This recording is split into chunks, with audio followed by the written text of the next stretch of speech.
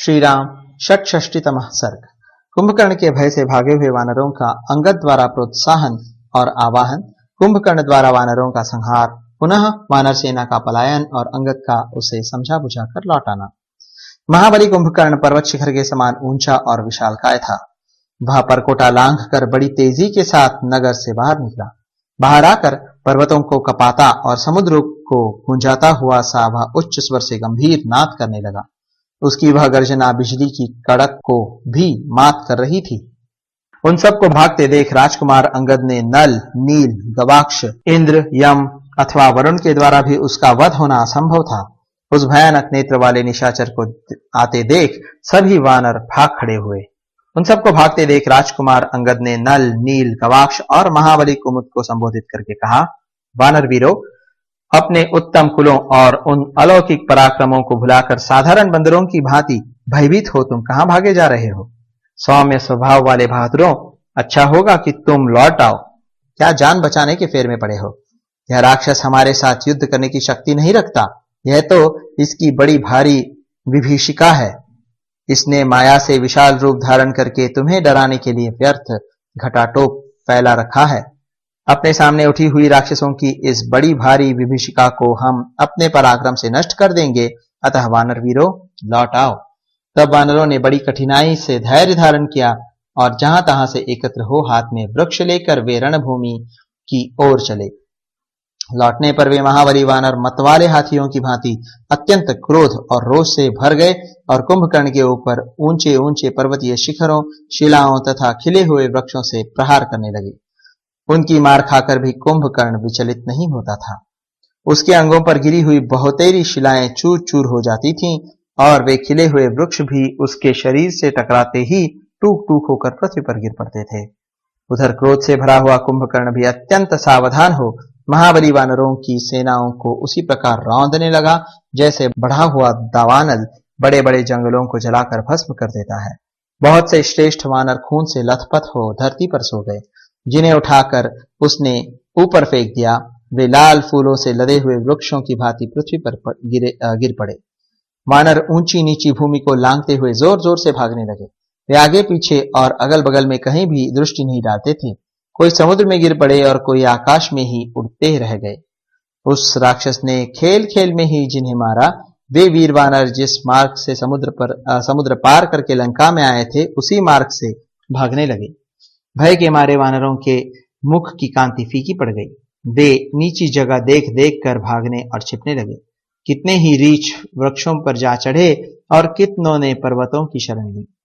कितने ही वानर और भालू समुद्र में डूब गए। कितनों ने पर्वतों की गुफाओं का आश्रय लिया। कोई गिरे, कोई एक स्थान पर खड़े न रह सके, इसलिए भागे। कुछ धराशायी हो गए और कोई मुर्दों के समान सांस रोक कर पड़ गए। उन वानरों को भागते देख अंगद ने इस प्रकार कहा, वानर वीरों, ठहरो, लौट जाओ। हम सब मिलकर युद्ध करेंगे। यदि तुम भाग गए तो सारी पृथ्वी की परिक्रमा करके भी कहीं तुम्हें ठहरने के लिए स्थान मिल सके, ऐसा मुझे नहीं दिखाई देता। सुग्रीव की आज्ञा के बिना कहीं भी जाने पर तुम जीवित नहीं बच सकोगे।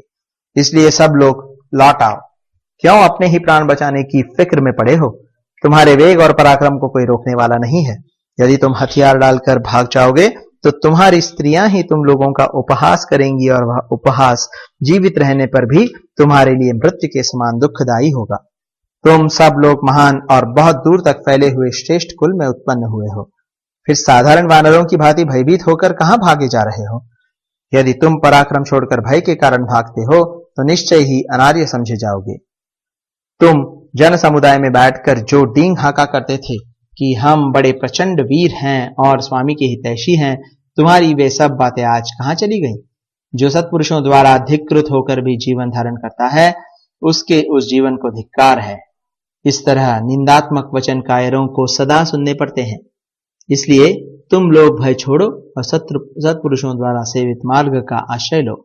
यदि हम लोग अल्पजीवी हों और शत्रु के द्वारा मारे जाकर रणभूमि में सो जाएं, तो हमें उस ब्रह्मलोक की प्राप्ति होगी जो युद्ध पारंग मुखों के लिए परम दुर्लभ है।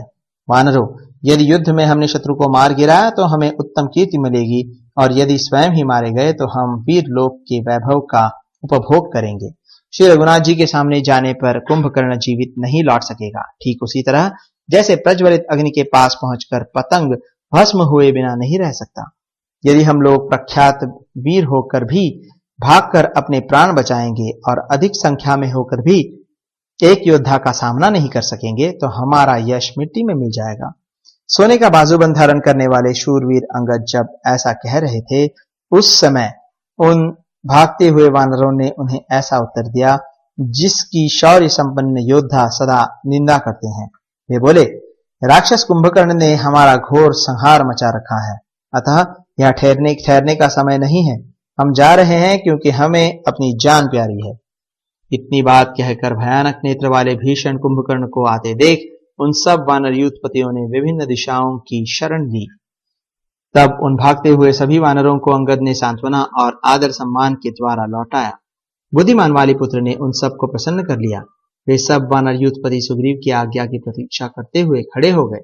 तदनंतर ऋषभ, शरभ, नैन, धूम्र, नील, कुमुद, सुषेण, गवाक्ष, रंभ, तार, द्विविद, फनस और वायुपुत्र हनुमान आदि श्रेष्ठ वानरवीर तुरंत ही कुंभकर्ण का सामना करने के लिए रण क्षेत्र की ओर बढ़े।